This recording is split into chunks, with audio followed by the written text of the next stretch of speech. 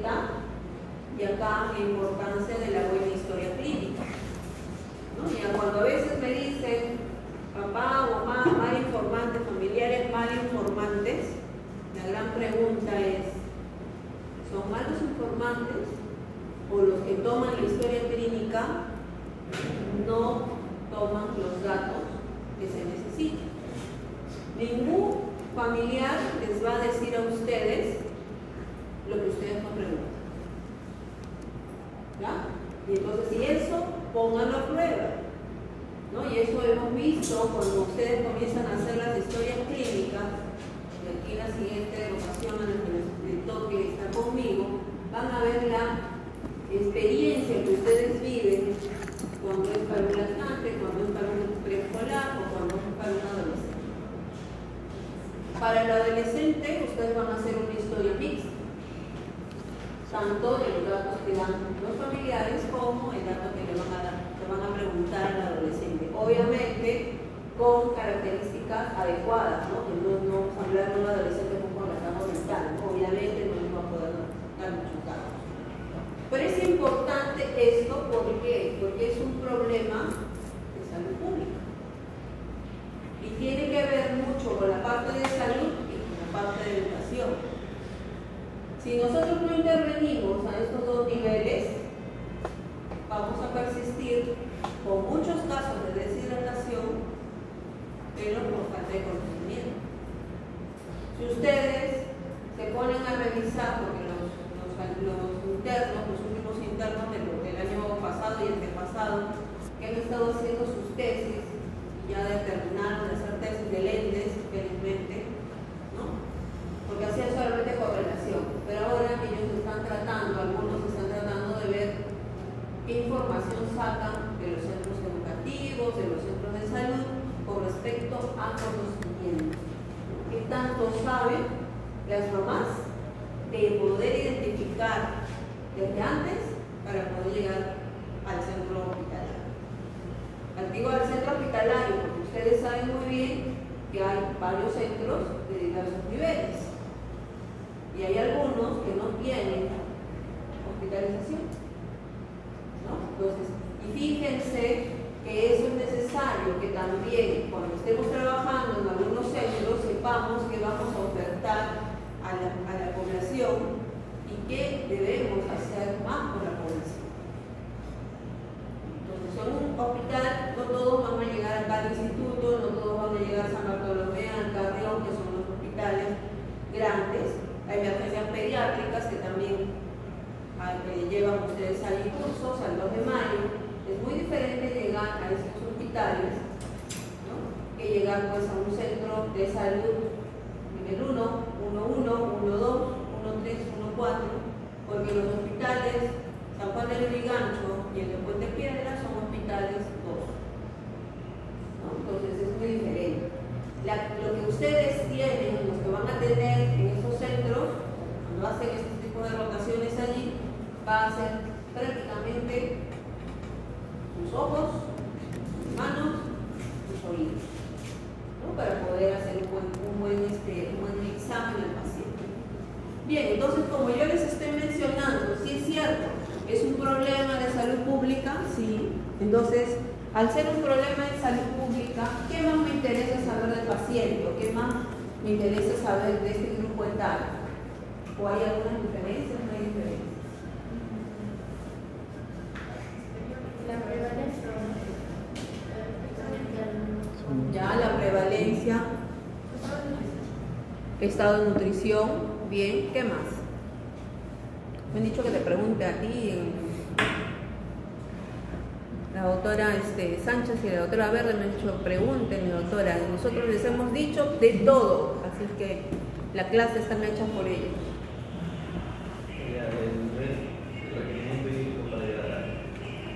Requerimiento hídrico para lactar, pero antes de tener un requerimiento hídrico, ¿qué debo conocer? Causas más frecuentes, ya. Causas más frecuentes que me van a llevar a una deshidratación. Diarrea, ya. ¿Qué más? ¿Ah?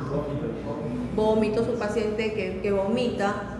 Y recuerden, el paciente que vomita que generalmente ustedes me van a decir, ya es un paciente que está con un síndrome emético porque no saben cuál es la causa elemental de estos vómitos, porque un paciente que tiene una otitis media va a vomitar. Un paciente que tiene una meningoencefalitis también va a vomitar. Un paciente que tiene una otitis media, sobre todo en los lactantes, también va a vomitar. Un paciente que está con fiebre alta también va a vomitar. ¿No? Ya. Entonces tenemos cosas que debemos conocer. Algunos han dicho que puede tener diarrea, puede tener vómitos. Pero ¿qué más me interesa saber de estas dos causas que es importante para mi historia clínica?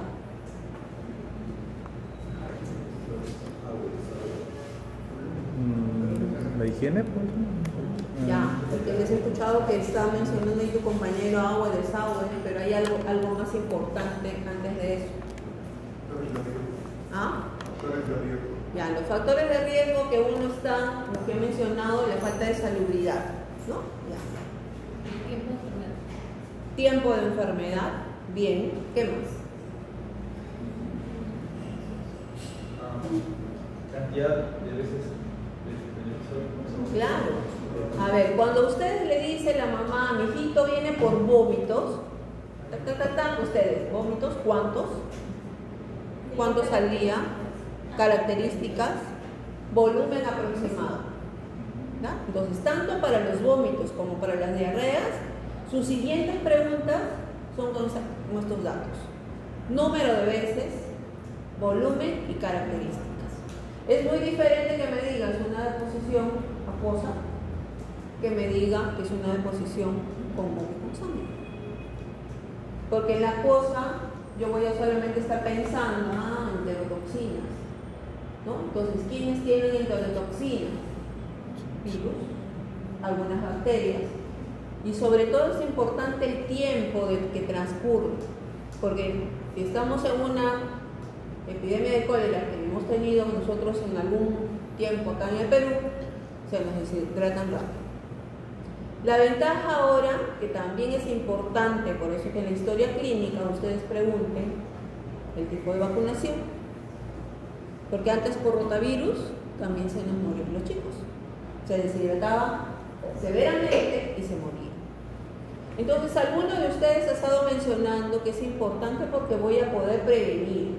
Claro, voy a poder prevenir, pero si es que yo le puedo y sé explicar a la mamá todas las medidas que tienen que tener, ¿no? Y no den por sentado, por favor, que les entendieron. Una forma que ustedes tienen, a ver, explíquenme qué es lo que me ha entendido, díganme lo que me ha entendido. Doctor, ¿sabe qué? Me quedé en que debía darle más líquidos, ¿no? Porque también tenemos que saber qué es lo que les vamos a decir que deben dar, ¿no? Ahorita todos ustedes, la mayor parte de ustedes están con su agua, ¿no?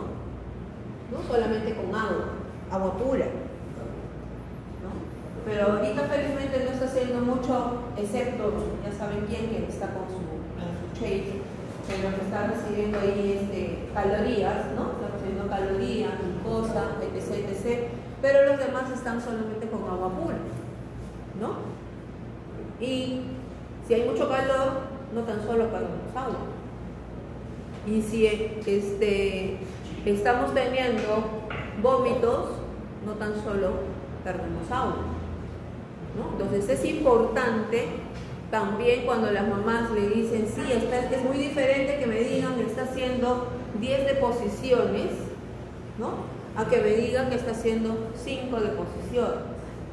Y cuando ustedes le pregunten, señora, es importante que le pregunten cuándo ha sido la última mixta, ¿no? Y no nos debemos olvidar, porque ese es un indicador de que el riñón se está sacrificando, ¿no? Entonces, y es más, señora, usted ha visto los pañales, porque ahora que hay los pañales descartables, ¿no? De mamá ve si la orina está más naranja, está concentrada, ¿no? Entonces, fíjense ustedes que la importancia de poder ver todos estos datos en la historia clínica.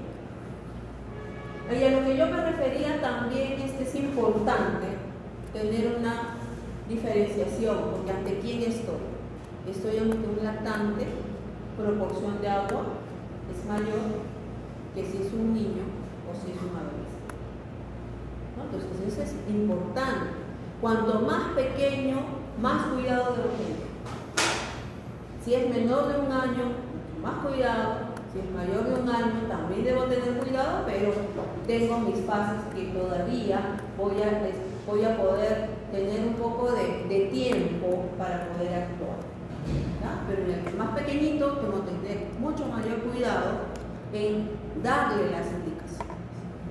Entonces es importante. Entonces ya estamos viendo características de proporción de agua, ¿no? Es diferente entre un lactante, un escolar y un adolescente. Preescolar y un adolescente. Con eso ya nos hemos pasado todo este cuadro, ¿no? Porque es importante que si ustedes no reconocen, ¿no? Podemos cometer algo, podemos decir, está bien, no señora, ha tenido 10 deposiciones, tiene un poquito de líquido nada más y puede irse a su casa, ¿no? Pero no le doy las alertas, ¿no? No le digo, señora, si su hijo sigue vomitando, lo vuelve a traer. Pero también, ojo, me tengo que preguntar, ¿dónde vive? Porque si está a 4 horas o a 2 horas, ¿no? Pero la señora no va a tomar taxi, la señora se va a ir en su micro, ¿no? Si es 2 horas de lugar de su casa al hospital o del hospital a su casa, imagínense 2 horas de ida, 2 horas de regreso, son 4 horas. Y de repente su niño se pone peor, ¿no? Entonces, pero también puedo irme al otro extremo. No, señores, ya sí, se va a quedar, le vamos a comenzar a hidratar, le pongo un endovenoso, me distraje con otro paciente que era más interesante y me olvidé del paciente. Cuando me acuerdo, hay que matizar, ¿no? Entonces, y recuerden que el primer principio del médico es no hacer daño, ¿no? Principio que a veces lo olvidamos por ahí, ¿no? Entonces, por eso que es importante que debemos tener una evaluación constante. Un paciente que les llega deshidratado, tiene algún grado de deshidratación, no me puedo ir contento que ya le dejé mi indicación y listo. No, tengo que evaluar. Si bien es cierto, de repente es más seguido en el que llega deshidratado severo y tengo que hasta tomarle presión arterial, ¿no? Tengo que tener en cuenta el flujo urinario que está teniendo, ¿no? Y qué solución le voy a estar aplicando. Entonces ya esto es importante. Tenemos el porcentaje de agua corporal según el grupo etario, ¿no? El recambio de electrolitos, que no en cada uno de los grupos etarios no es a la misma velocidad. Y algo que mencionó nuestro compañero, desnutrición. La mayor parte de niños que llegan desnutridos, nuestra velocidad de aportar agua no va a ser la misma que un paciente nutrido. Le tengo que dar tiempo, más tiempo, para que se vaya adaptando este niño a recibir los volúmenes. A veces nos desesperamos y decimos, ya, pásale 200 por kilo a cada paciente y después tenemos los problemas. Esto ya lo hemos conversado, los porcentajes de agua. Y acá vamos a detenernos un poquito. Ya hemos visto parte de historia, ¿no? Historia en el sentido de qué factores de riesgo, mencionaba sus compañeros, puede tener una familia, porque no tan solo es el paciente, es una familia. Habían mencionado la parte de salubridad. Su compañero le decía si tiene agua, si tiene desagüe. Vamos a suponer que le dicen no tengo agua ni desagüe.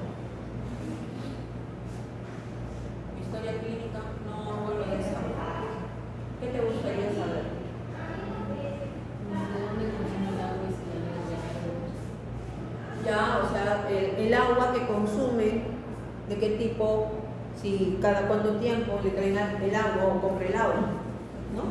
Y es importante dónde deposita el agua, ¿no?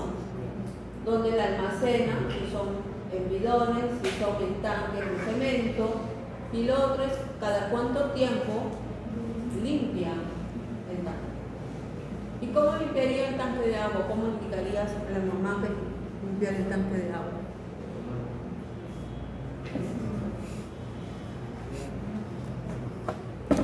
Ni idea. Tú, que quieres hablar. Tú, no, que el del shake. El del shake. Ahí está. Con cloro. Con cloro. ¿Cómo así? Un ácido fuerte para correr lo que... A ver, yo soy la señora que te digo que tengo mi deposito ahí en mi tanque. ¿Cómo me explicas?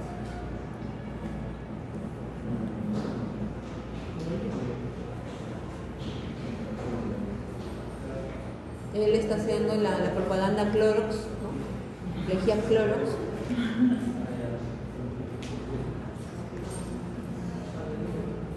No conozco algún producto que pueda limpiar.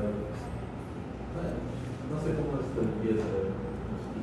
Ya sabes que es con lejía, pero no sabes cuál. Sí sabe, pero no sabe.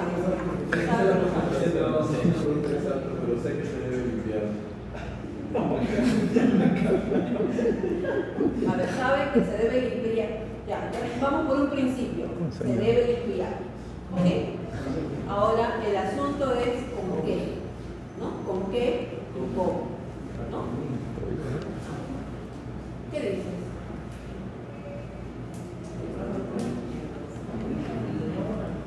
Con lejía, 2 gotas en 1 litro, ¿no? Le dice, señora, tiene opción, 2 gotas de lejía por cada litro de agua.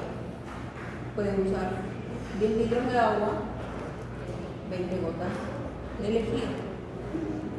Entonces, esa es al final, ¿ya? Porque las señoras, o sea, cuando tienen el tanque, acuérdense que va a estar pues todo verdoso, ¿no? Al principio se puede usar detergente para sacar todo eso, porque si no, no va a salir, ¿no? Y luego enjuagan, hacen el último enjuague con agua con lejía. Cuando ustedes vayan a los centros a hacer el Serums, en el Serums dan incluso, no tienen las lejías, sino las pastillas de cloro, ¿no? Son una pastilla grande que es de cloro, ¿no? Entonces eso es necesario, porque cuando ustedes dicen consuman agua segura, ¿no? El agua segura, ¿cuál es el agua segura? Cuando no tiene patógenos. Que no tiene patógenos. Agua hervida, ¿no? Entonces, señora, tiene que usar agua hervida. Doctora, pero yo no tengo cálida, ¿no? Y el valor de gas ahorita está por 60 soles. No, pues en leña ahora, por leña, ahora van a comenzar con su proceso de fibrosis pulmonar por el humo de la leña. O sea, fíjense, esa es una realidad, o sea, es una realidad. Entonces al toque dijeron, con leña, sí puede ser un poco más barata, pero ¿hasta dónde tiene que ir a comprar o sacar la leña? No es fácil, también hay costos. Si están en un lugar rural, de repente sí, pues van y sacan los restos, qué sé yo, pero también tenemos que ver dónde lo van a hacer hervir. Por eso es que en las zonas de la sierra, donde antes no colocaban las famosas chimeneas, ¿no? Hacían hervido todo el humo y terminan pues con una fibrosis pulmonar. ¿Ya? Entonces, fíjense que es importante sí preguntar cómo consume o cómo hace hervir el agua, si es que es con gas o es todo estado de guardia. Si es a gas, es a leña, ¿no? Incluso antes había el queroseno, ¿no? Y con el queroseno también teníamos otro problema, porque como es este color medio rosadito, los chicos les encantaba pues estar probando qué sabor tiene, ¿no? Entonces, la indicación que ha dado para lavar tanques, o sea, bidones así grandes o también estos tanques que se ponen en el techo. Igual. Los Fotoplas.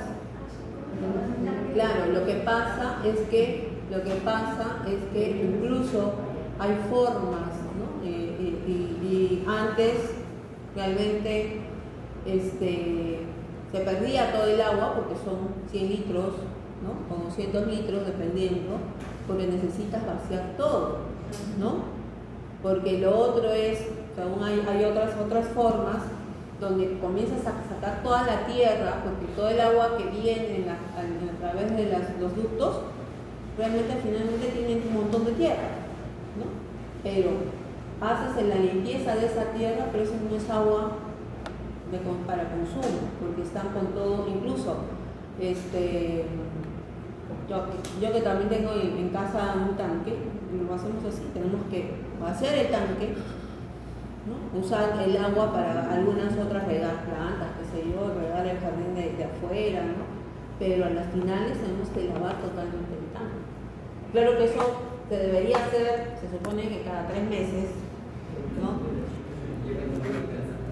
Entre comillas y bien subrayado, pero no se hace, ¿no? Y tú destapa y todo está verde, ¿no? Entonces, los señores que hacen la instalación refieren de que deberíamos estar haciendo circular el agua, o sea, el tanque debería estar también abierto con la finalidad de que circule el agua constantemente, pero cuando sabemos que nos cortan el agua y estás usando el agua del tanque, ¿no? Entonces, porque antes incluso cortaban el servicio de agua y ni te dabas cuenta en qué momento. Entonces, cuando te cortan el agua, lo que recién haces es abrir la llave para usar la llave del tanque.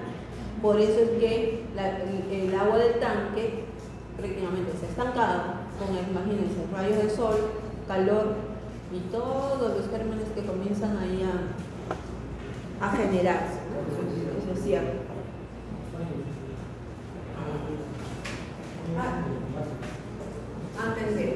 Entonces, nosotros vamos a tener en cuenta 2 cosas. Que mi paciente va a necesitar cierta cantidad de volumen de agua, ¿no?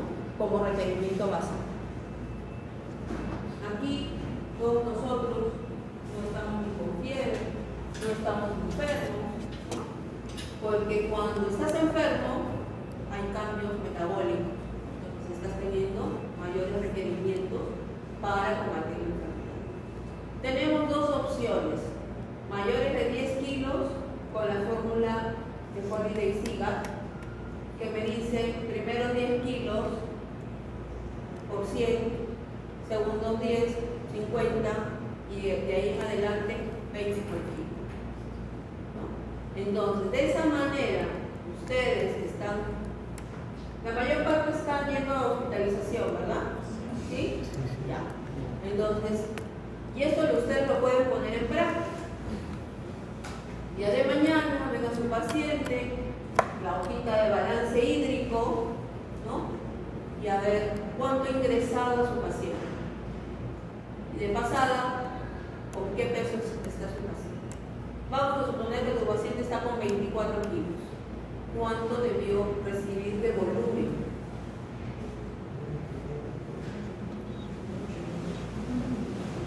¿1900? ¿1900? 1900.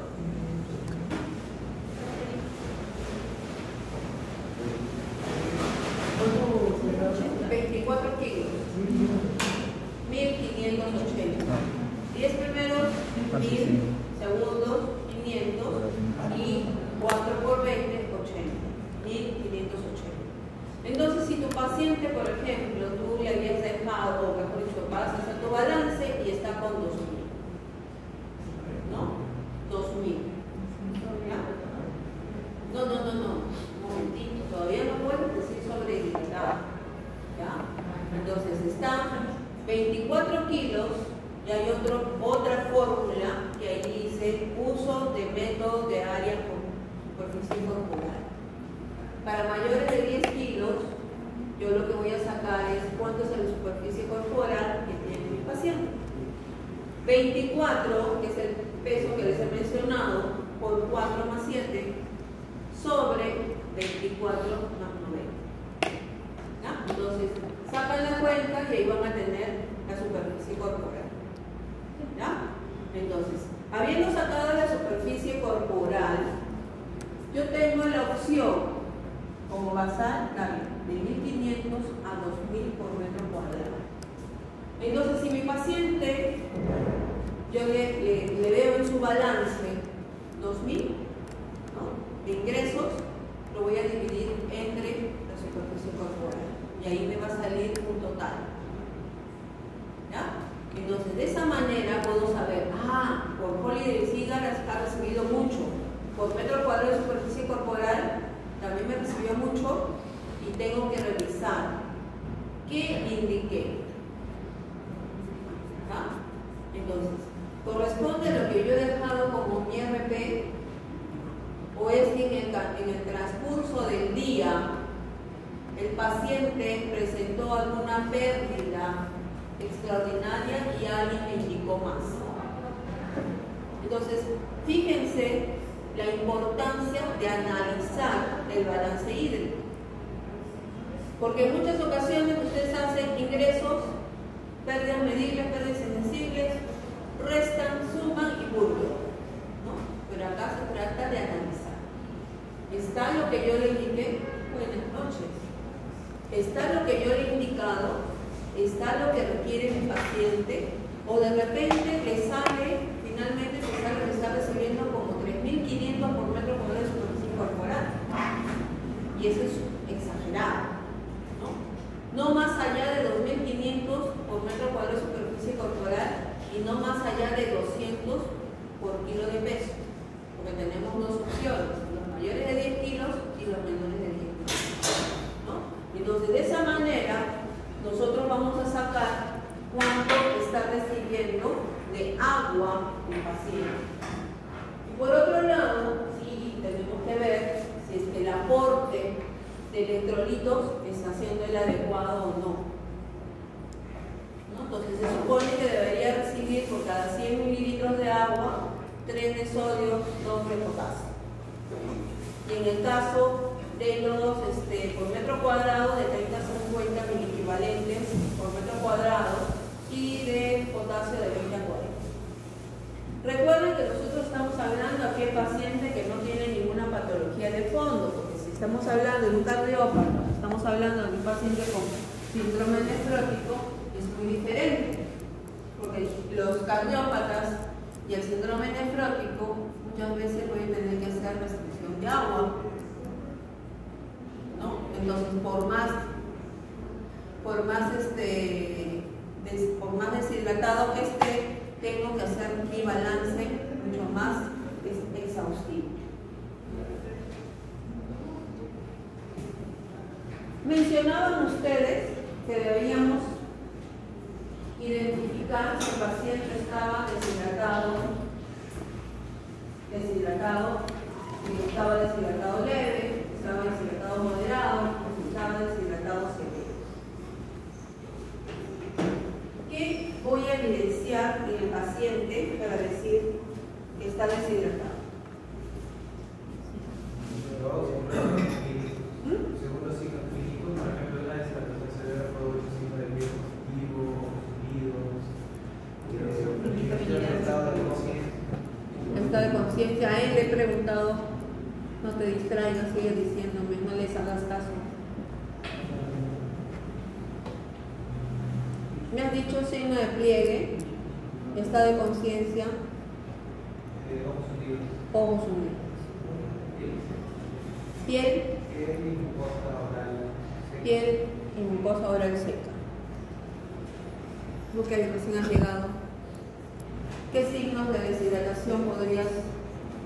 Una deshidratación moderada, el signo de pliegue está menor a 2 segundos, en el signo de deshidratación severa, el signo de pliegue va a menor a 2 segundos. Respecto al sistema nervioso, en una deshidratación moderada está irritable, pero ya con ese severo ya está en un estado de coma o no coma. Respecto a las mucosas, un moderado sería una mucosa seca y un severo una mucosa no seca. Y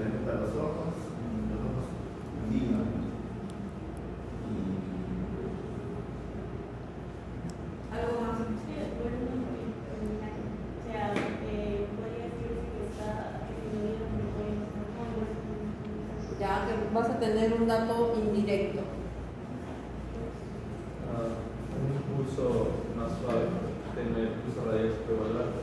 También disminución de la presión del volumen, no, presión diastólica. Claro, eso no me da mucho ver. Se puede agregar a las lágrimas. Ya, lo que yo quiero que ustedes tengan una forma de sistematizar, ¿ya? Para que no se les pase, ¿no? Porque si no estamos un signo por aquí, otro signo por acá. Recuerden, en el lactante, fontanela, ¿ya? Desde el lactante, todo lactante tienen que evaluar la fontanela. Y acá viene la pregunta de hoy. ¿Cómo evalúo la fontanela? Bueno, manualmente. Ya. Mi paciente lo pongo echado, lo pongo parado, No, echado. echado. Tendríamos que estar juntos al pie del lactante o del neonato y poder evaluarlo de esa manera, con la cabeza sería para ver la fontanela. Y vemos que no se arrugada. Ya, entonces lo pongo así, echado. ¿Todos están de acuerdo que se ha echado? Ya. Idealmente tiene que estar sentado. Sentado.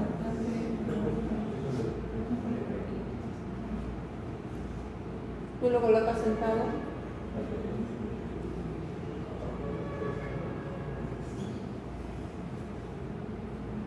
¿Qué dices?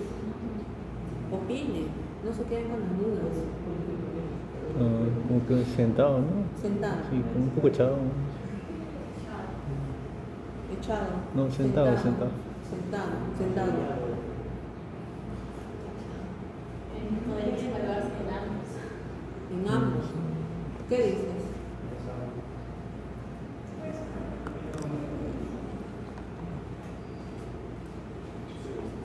Echado.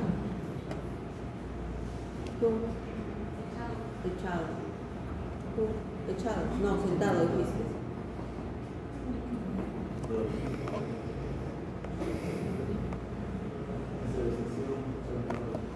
¿Ah? Sentado. ¿Y el que está atrás tuyo? ¿Qué dijo? No, es que, mira, tú estás mencionando algo que es, o sea, te queda la duda, ¿no? Porque dices echado, no, pero apoyado, ¿no? Sí, claro. Lo que pasa es lo siguiente, es que ustedes tienen que tener en cuenta algo. Si yo lo pongo echado, totalmente echado, ¿no? Porque igual, o sea, el paciente está así, por algo yo he escogido el resaltador. Si lo pongo en esta posición, voy a tener opción de que protruya la fontanela.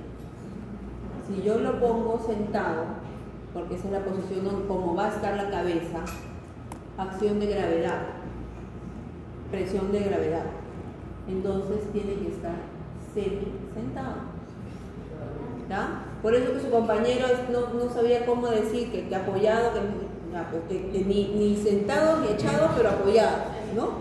Entonces es semi-sentado, ¿no? Entonces, y recuerden, cuando las mamás están cargando a su bebé, no los tienen echados totalmente, ¿ya? 30 a 45 grados, entonces ahí aprovechen en palpar la fontanela. ¿Y hasta cuándo está la fontanela? Porque no está eterna la fontanela. Hasta los 18 meses. Pero eso es importante que ustedes a todos le evalúen fontanela. Todos los pequeños tienen que evaluar fontanela. Porque en algunos se está cerrando muy rápido, ¿ya? Entonces ustedes a la hora que palpan, por eso tienen que ver dónde está el borde. Hay algunos que han pasado los 18 meses y todavía tienen las fontanelas todavía amplias, ¿no? Entonces, en algunos casos, por ejemplo, si tienen ustedes la suerte de ver a algunos niños con síndrome de Down, van a ver que todavía persisten más sus fontanelas y están amplias, ¿no? Entonces, aprovechen en evaluar a aquellos pacientes que tienen niños con síndrome de Down. Bueno, entonces me estaba distrayendo la fontanela. Vamos bajando, ojos, ¿no?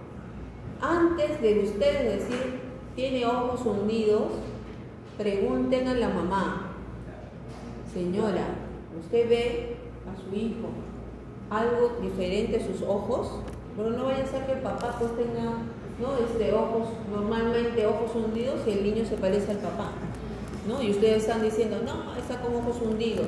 Y recuerden que el ve 24/7 al niño son los padres, ustedes lo ven en un momento, ¿no?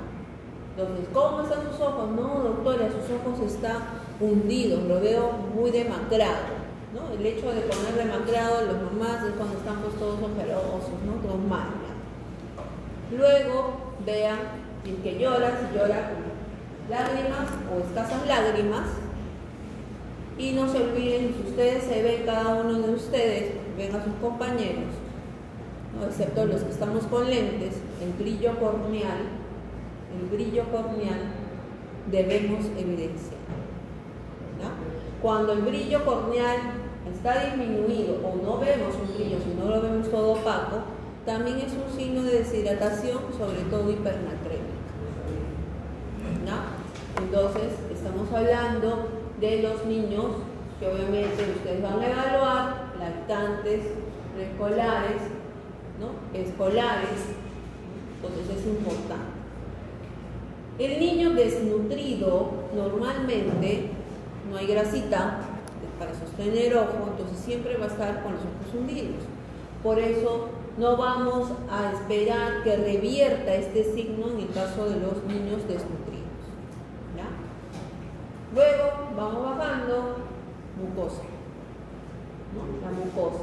No es tan solo mirar que si está la lengua brilla o no brilla, porque también puede estar muy seca la mucosa, no solo los labios, ¿ah? Hay que ver la mucosa, que puede estar la humedad disminuida, o incluso mencionan que la lengua puede ser áspera, ¿no? Y si es áspera o está áspera, se menciona una deshidratación hipernatrémica, ¿no? Entonces ya vamos viendo fontanela, ojos.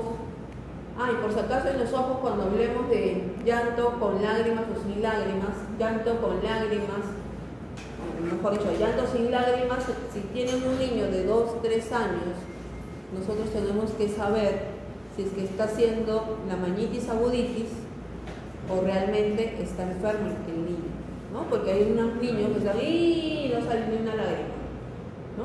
Pero para eso nosotros tenemos otros signos que debemos evidenciar. Entonces vamos bajando, estamos hablando de la parte, solo uso de parte ectoscópica, y luego vamos a ver el signo de pliegue. Ya te pregunté demasiado a ti. A ver, su compañero, tu compañera, ¿dónde evalúa el signo de pliegue? Abdomen, el abdomen es. Tengo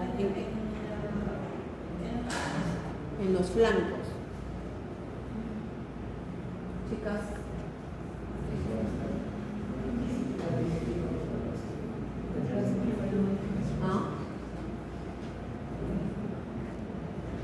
¿Dónde evaluarían el signo de pliegue?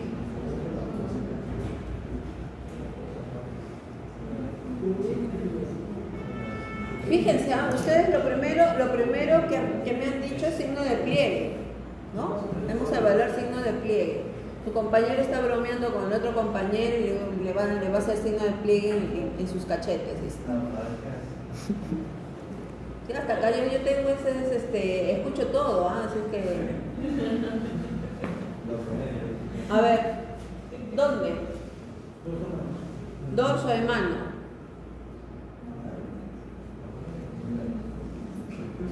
¿No sería en el mesogastro en el abdomen?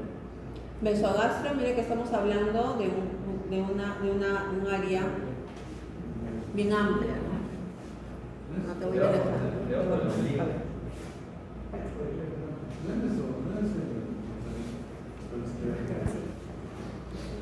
Ustedes dicen flancos, ¿no es cierto? ¿Ah? Pero no lo voy a hacer a nivel de fosa, costales, ya ese nivel. Debajo de los arcos costales, ahí. ¿Ya? Ahí. No en el medio. Porque ustedes dicen mesogastro, están haciendo en el medio. Y donde buscan es sacar los costados. Si bien es cierto es flanco, pero todo esto es flanco. A nivel nada más costal, subcostal. Pero específicamente tiene que ser debajo del costal. ¿Por qué? Porque si lo haces encima, tienes toda la parte del hueso abajo. En cambio, esto está al nivel sin ninguna interrupción, solamente está el tejido celular subcutáneo. Y eso es que vas a hacer en el eutrófico. En el desnutrido tampoco va a desaparecer el signo de pliegue. ¿Ya? Por la elasticidad se va a quedar ahí. ¿Ya? Entonces, vamos a tener otro signo que nos va a ayudar.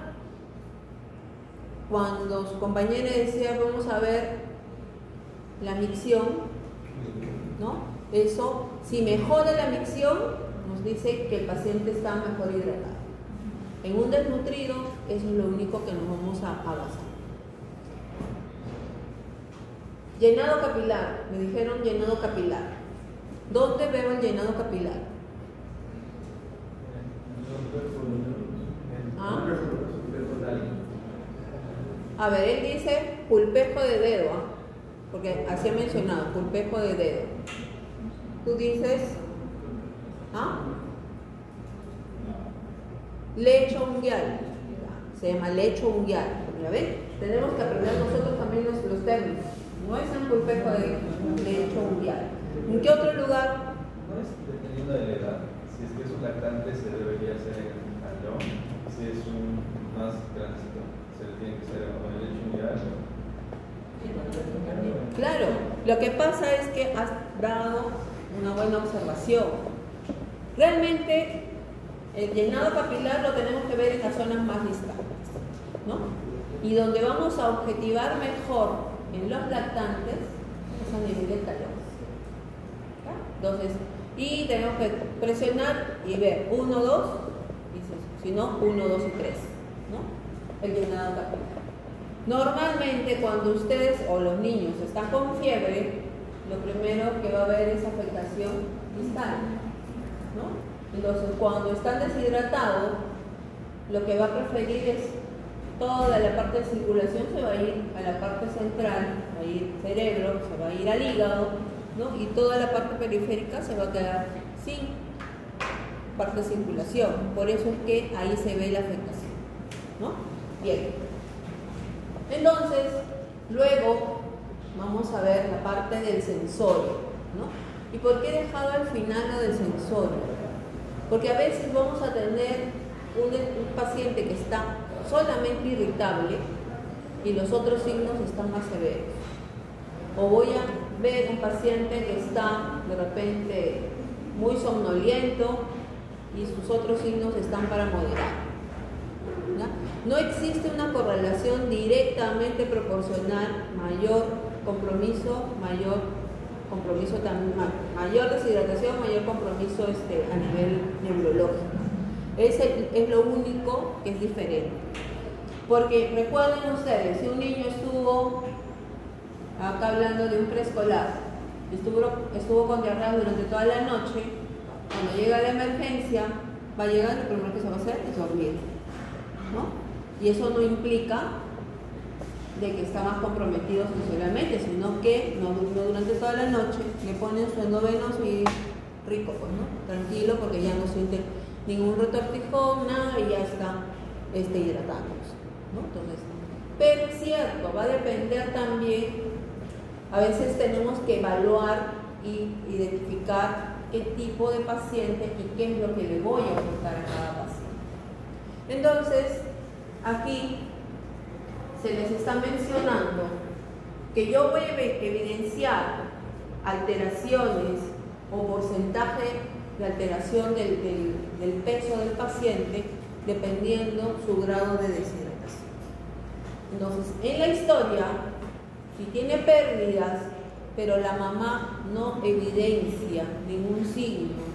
Me dice, lo traigo solamente porque tiene 5, ha comenzado a hacer deposiciones, está tomando agua, pero sigue haciendo las deposiciones líquidas o semilíquidas. ¿Lo ve diferente a su niño? No. Ruidos hidroaéreos incrementados, etc., pero no hay signo de deshidratación. Historia de pérdida sin signo de deshidratación es un paciente con diarrea, con deshidratación leve. ¿Ya? Deshidratación leve porque no evidencio signos de deshidratación. Pero aquel que ya tiene, su compañero estaba mencionando, hay algunos signos ya de deshidratación, puedo decir que es una deshidratación moderada, ¿no? Entonces, incluso para lo moderado nos dice entre 5 hasta 10 o menos de 10%. Entonces, ¿cómo yo evidencio o cómo me aseguro o cómo me podría asegurar para saber qué porcentaje finalmente de pérdida de peso ha tenido mi paciente? ¿Cómo puedo evidenciar ello?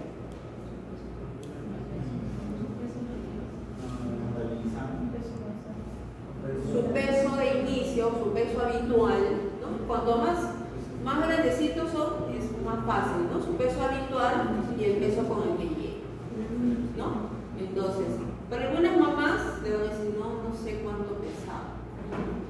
Entonces, pero nosotros podemos tener indirectamente, por la edad del paciente, cuál es su peso ideal, ¿no? Entonces, si sacar de esa manera el porcentaje de déficit que tiene el paciente. Y luego, ¿qué voy a hacer o qué me va a hacer? ¿Para qué me va a servir? Cuando yo estoy haciendo mi balance y la mamá diga, pasó 18 horas de repente, y la mamá diga, ya está como era antes, ¿no? Hora ideal para empezar a corroborar realmente cuánto de porcentaje había tenido el pérdida. ¿Para qué me sirve eso? Para yo estar segura que mi ojo evalúa bien el paciente y dijo de que estaba deshidratado moderado y realmente estaba deshidratado moderado, ¿no? Porque el otro es que yo le diga está deshidratado severo y no necesitó de repente recibir mucha cantidad de líquido y finalmente solamente fue un deshidratado moderado. ¿Ya? Entonces eso es importante. Ya ustedes han mencionado, ¿no?, lo que son la parte de los signos de deshidratación, ¿no?, que es importante. Lo otro es que también nos va a ayudar para poder discernir nosotros si es un problema, una diarrea de tipo bacteriano, ¿no? Algunos antecedentes que a veces olvidamos o obviamos de preguntar. Cuando es lactante, lo más importante es preguntarle nada más si usted recibe lactancia materna exclusiva, ¿no? Si recibe lactancia materna exclusiva, lo que vamos a preguntarle a mamá es si hace higiene de manos, ¿no?, antes de darle lactar. Entonces, ¿por qué es importante la higiene de manos? Se va puede contaminar la zona de succión y ser ingerido por el bebé. ¿Ya? ¿Y la higienización de qué manera es? Lavado de manos con agua y jabón. Eso es importante porque a veces sucede cuando en los centros comerciales sí hay agua y jabón, ¿no?, pero a veces dicen, lávate las manos, agüita sola. Entonces es importante decirle, no hay necesidad, por si acaso, que ustedes me digan, lávese con Deco, lávese con Protex. No, agua, jabón, simple y sencillo, nada más es lo que necesita. Es muy diferente nosotros que estamos en área hospitalaria, que tenemos que usar el antibacterial, ¿no?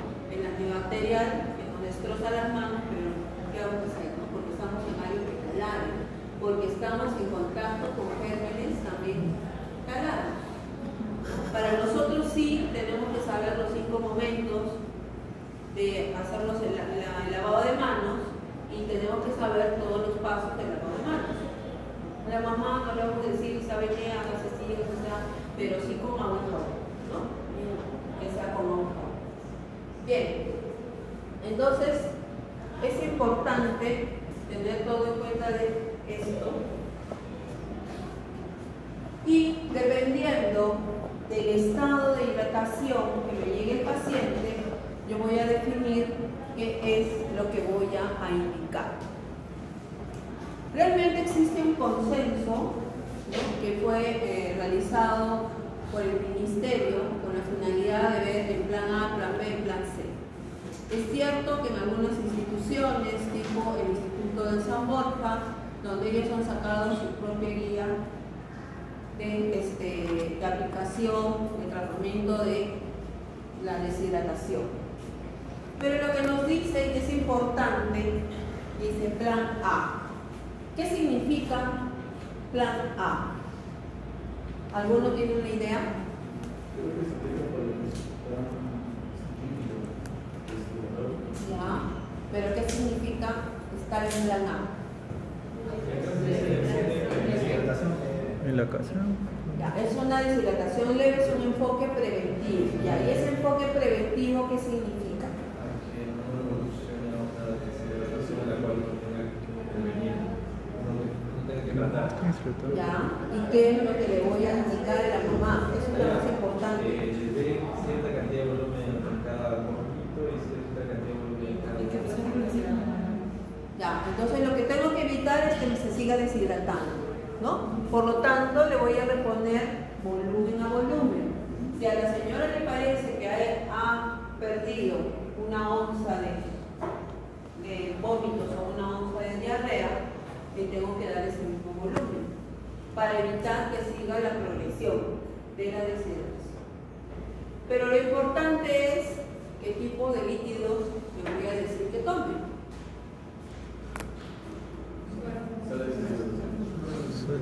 Estamos en plan A. Agua, panetela, ya. ¿Y cómo se prepara la panetela?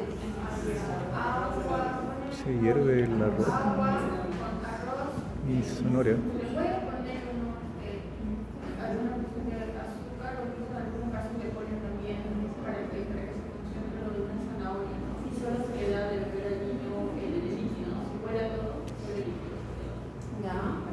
¿Quién más sabe otra forma de panetela?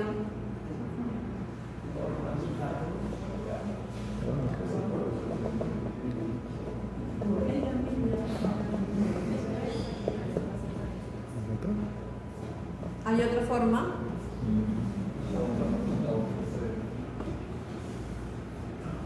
¿No han escuchado en alguna vez que tuestan el arroz? Sí.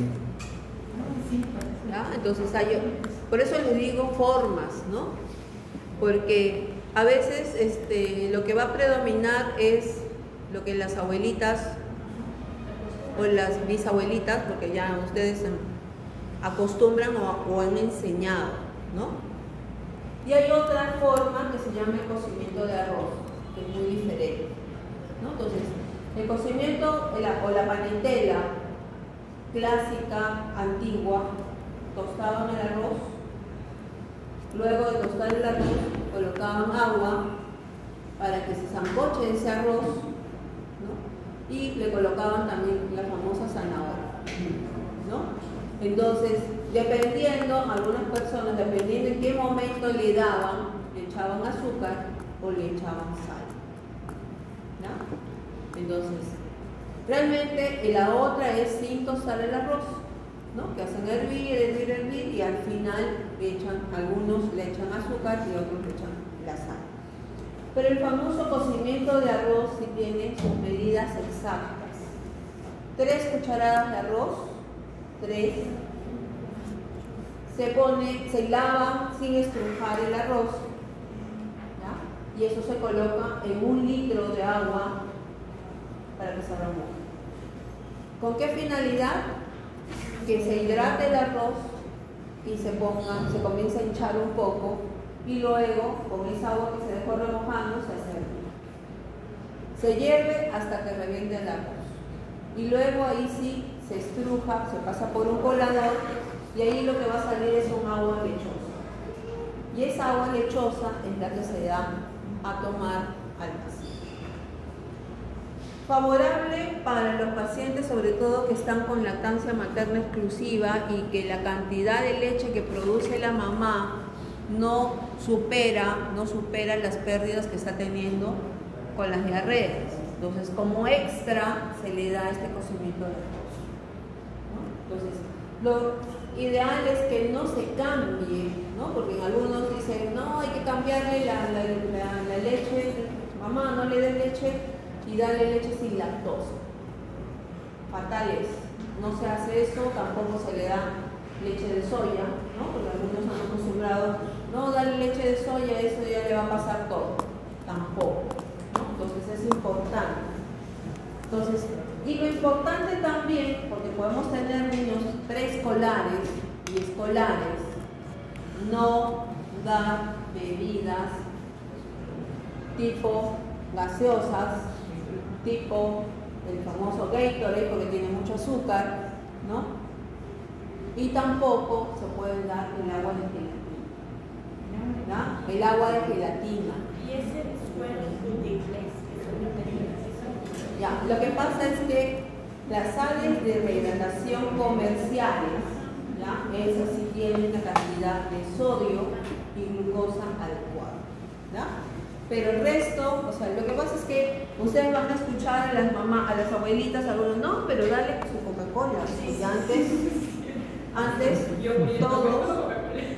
todos decían Coca-Cola, ¿no? Tomen la Coca-Cola y eso les va a ayudar, ¿no? O si no, comenzaban a dar el agua en gelatina y después tenemos todas las diarreas de color rojo, naranja, amarillo, ¿no? Verde, por la gelatina, mucha cantidad de azúcar, mucha osmolaridad. Entonces eso sí tenemos que saber nosotros para poder indicar a los familiares.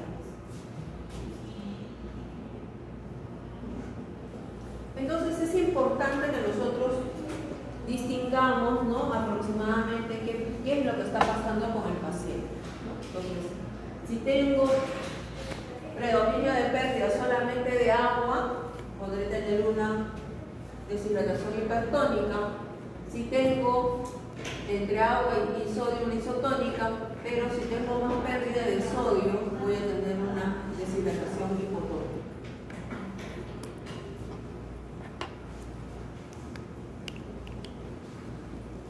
Entonces es importante, aparte de lo que ya hemos mencionado, tener en cuenta que debo aumentar la ingesta de líquidos, porque si sigo tomando lo mismo, me voy a seguir deshidratando.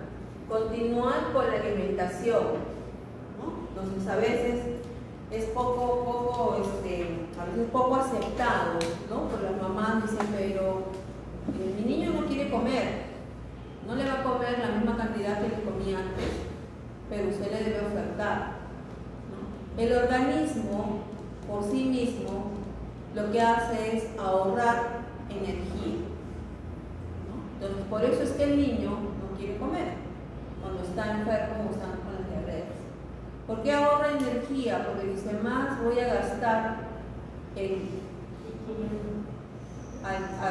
vamos a decir, metabolizando todo aquello que ingiero, mejor gasto lo que ya tengo dentro, ¿no? Entonces hace fuente de energía de lo propio, más no lo de todo. Cuando el paciente se está estabilizando, comienza a ver el apetito. Y eso lo van a ver no solo para las diarreas, sino para todos los tipos de enfermedades. Un paciente con una neumonía, el día que ingresa con una neumonía bacteriana, no está comiendo. Lo único que le está poniendo su destroza con electrolitos, sus antibióticos, pasan 24, pasan 48, apenas comienza a tomar algo de líquido, ¿no? Y después a las 72 horas ya comienza a sentirse mejor y comienza a comer.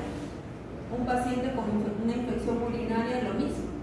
Mientras está con el proceso activo inicial, su dextrosa, su amikacina, su gentamicina, lo que sea, ¿no? Y de ahí ya posteriormente comienza a mejorar el ánimo. Eso es un indicador de que el tratamiento está yendo bien. ¿Ya? Entonces, por eso es que siempre es importante preguntar, señora, ¿y cómo lo ve? Señora, ¿cómo ve a su niño? ¿Está mejor? ¿Está igual? ¿Está peor? Esa sensación, bueno, no sé, los hospitales del Carrión o 2 de Mayo si tienen alojamiento conjunto, que las mamás están ahí con los bebés, no lo sé, pero en nuestro hospital están ahí las mamás, les podemos preguntar cómo, ¿no? ¿Qué sensación tiene? ¿Está mejor? ¿Está igual o está peor? Cuando nos dice está mejor, lo ven mejor, está bien, o sea, nuestro tratamiento está yendo bien. Entonces, sí. No, cuando, o sea, se podría aconsejar, si es que no, la alimentación habitual es de sólidos, sí, cambiar a las sopas. A veces las madres dicen, pero esto sí pasa, ¿no? Más líquidos y así. Entonces, claro, lo que pasa es que es importante qué cosa trae de casa, ¿no? Que a nosotros nos interesa en la sopa la cantidad calórica que tiene es menor que lo que tiene la carne sola, ¿no? Entonces, y a veces las mamás están esperando que todos los niños tengan dientes para recién masticar, ¿ya? Y no es necesario que tengan dientes porque hacen uso de sus enzimas que son poderosas y pueden masticar. Si no, ustedes vean los que están en San Bartolomé, por ejemplo, Mariano no tiene ni un diente, no tiene dientes. Todavía le dan papillas, pero les dan más compactas, ¿ya? Entonces, cuando comienza a ver los dientes, va a comenzar a haber mayor masticación. Y es más, lo que va a necesitar es comenzar a raer. Lo que hace es y comienza a masticar, ¿no? Entonces, ahora, ¿qué también debemos saber nosotros? O sea, a un paciente que le vamos a dar, por ejemplo, pollo, ¿no? ¿Qué parte del pollo le voy a dar al paciente? Su compañera le va a dar pechuga. ¿Una pierna? Tú le vas a dar la pierna. La entrepierna. la carne más suave, más Claro, lo que pasa es que, miren, de la parte del pollo, la pechuga, a mí me gusta la pechuga, ¿ya? Pero es muy seca, ¿ya? Entonces, lo mejor es lo que acaba de decir su compañero, la entrepierna, porque es la parte más jugosa, ¿ya? Ahora, lo que pasa es que ustedes van a ver es la parte que tiene más hierro, porque es más rojita. Entonces, eso es lo que tenemos. Pero la cocción, le tenemos que decir a las mamás que la cocción debe ser mayor a lo que ellas están acostumbradas a comer. Porque de esa manera va a ser mucho más fácil que sea más blandito y pueda comer el niño. Si no, la mamá les va a decir, doctora, cuando a mi niño le doy de comer, hace una bola. Y hace la bola justamente por la pechuga.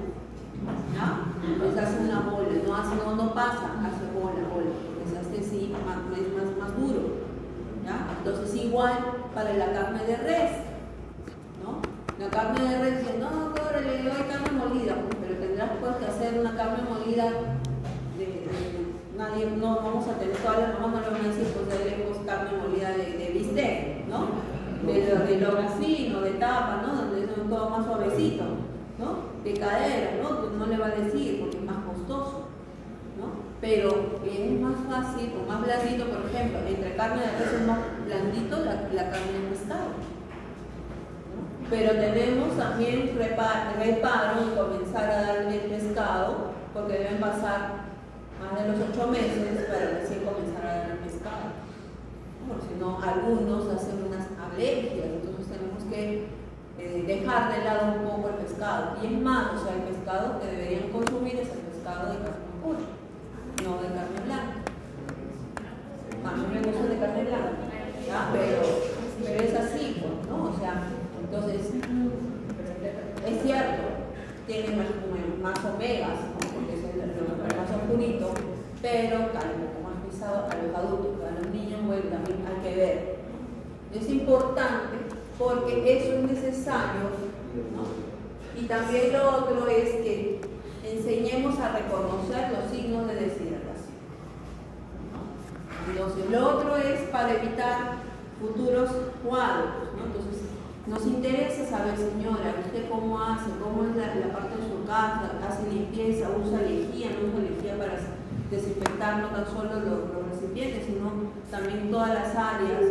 Y es importante preguntar si tienen mascotas, ¿no? Entonces, los perritos, los gatitos son muy bonitos, los perritos, los gatitos no me gustan, pero es importante, ¿no? Porque van a sacarlos a pasear.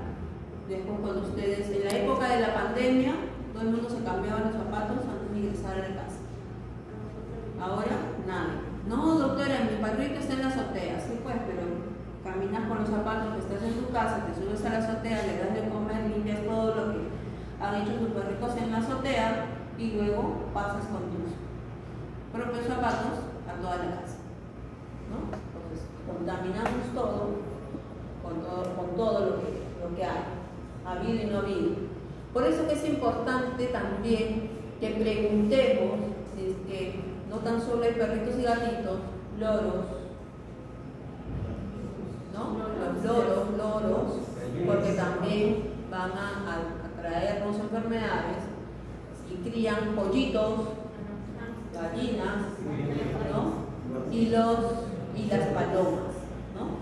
También las palomas. Sobre todo por el Campylobacter, ¿ya? El Campylobacter. Entonces, los perros y gatos, adicionalmente de traernos tenias, ¿no? Que son también infectan al ser humano, tenemos que tener mucho cuidado, ¿no? Entonces es importante, porque a veces ¿tiene animales en casa? No, pero tiene mascotas, ahí salen todas las mascotas, como he dicho, hasta el hámster, ¿no? Que les dan el capibara ahora que está de moda, ¿no? Incluso es importante incluso hasta dónde han ido a comer, ¿no? ¿Quién hay en el ambiente donde han ido a comer? Porque los niños no tienen miedo, agarran y tocan, ¿no? Al conejo, al cuy, les dan de comer, ¿no? Y después las mamás acaso están con el alcohol gel o el pañito húmedo o los llevan a lavarse las manos. Entonces, esas cosas son importantes. Y después comenzó con diarrea. ¿Hubo algún evento? No, nada. ¿Salió a pasear en algún lado? Pues a veces, de repente los pediatras somos un poquito más chismositos, ¿no? En el sentido de que estamos preguntando, tratando de ubicar la razón de que el niño se enfermó. Hay algunos que se conforman allá, diarrea, puede ser una diarrea muy infecciosa, por ejemplo, a veces en las presentaciones del reporte de la mañana yo les digo, ya, ¿estás pensando en una diarrea infecciosa? ¿De qué tipo? ¿Estás pensando en virus? ¿Estás pensando en bacterias? Y si estás pensando en bacterias, ¿dónde comió? ¿No? Porque a veces simplemente dicen intoxicación alimentaria. Intoxicación alimentaria. ¿Quién más en la casa está enfermo? Pero cuando hablas de intoxicación alimentaria, se supone que a más de uno le ha causado, ¿no? Entonces eso es importante. Hubo un caso, por ejemplo, en el hospital, llegó una mamá, su niño tenía 2 añitos, y el niño empieza con diarreas. Entonces está con diarreas, náuseas, vómitos, diarreas. El día que está la mamá, que menciono lo del cocimiento de arroz, porque aparentemente ya no estaba deshidratado en el momento que me lo presentaron ahí al paciente, ¿no? Entonces, y me dice, doctora, pero yo he comenzado con diarreas. ¿Qué cosa he comido? Chau. ¿Dónde habrá comido chau? El esposo, la mamá y el niño con diarreas, ¿no? Claro, el que primero manifestó fue el niño, pero también estaba la mamá y después el esposo. Pero, ojo, como lo vieron mejor al niño, le dieron de alta. El niño vuelve a venir porque la mamá refiere de que, bueno, si bien es cierto, le toleraba el cocimiento de arroz, persistía con las diarreas. Y lo trae más porque comenzó a vomitar. Comenzó a vomitar. Va a la emergencia, me evalúan, ojos deshidratados moderados, o sea, digo ojos porque el que lo evaluó solamente lo consideró deshidratado moderado. No ahondó más en la parte de la historia, me mandó a su casa. No vivía cerca. Tercera opción, tercer día o tercera vez, se va incluso al instituto de San Borja y le dicen, no señora, esto no vemos acá, nosotros somos más quirúrgicos, mucho más especializados, ¿no? Váyase otra vez al hospital. Pero ya he ido, son 2 veces y otra vez me van a recibir, ¿no? Deshidratado nuevamente, y cuando le sacan sus exámenes, porque allí alguien tuvo la iluminación de pedirle electrolitos, potasio y ¿ya? Entonces, ¿por qué? Porque si está con diarrea, si está con vómitos, la parte de los trastornos hidroelectrolíticos se va a presentar, ¿no?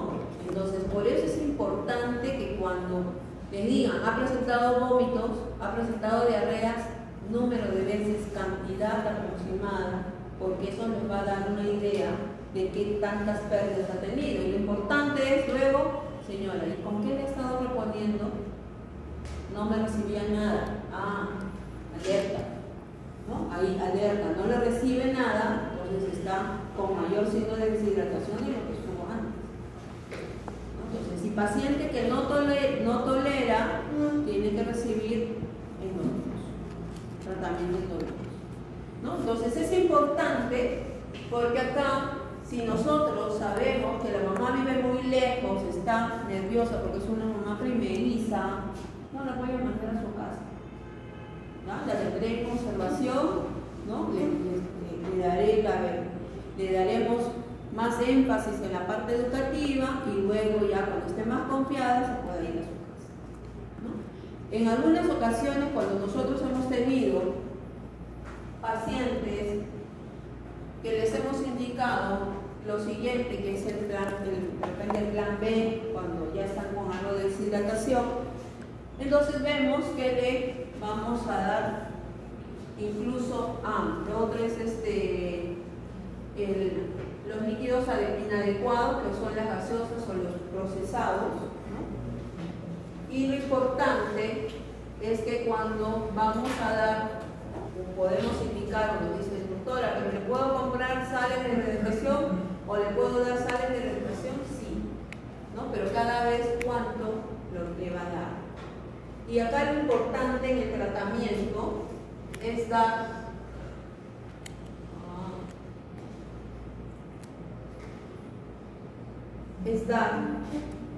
de manera fraccionada, ¿no? La hidratación por vía oral no es que cuanto más rápido me termine el volumen, ¿ya? Entonces, si la indicación es dar entre 50 a 100 mililitros por kilo, y eso lo debemos dar en 4 horas. La hidratación por vía oral se da en 4 horas, ¿ya? La tolerancia oral se mide dentro de las primeras 2 horas, pero si en la primera 15 minutos le doy, vomita, le vuelvo a dar, vomita, tengo que pasar a la hidratación endovenosa, ¿ya? La hidratación por vía oral es en 4 horas. Si yo tengo un paciente de 8 kilos, 100 por kilo son 800, ¿no? En 4 horas. Quiere decir que por hora va a tomar 200, ¿no? 200 por hora. ¿Cómo puedo dividir estos 200 cada 15 minutos? 50 por cada 15 minutos. 50 es, obviamente, estamos hablando de como si fuera medio vaso, ¿ya? No más allá de medio vaso.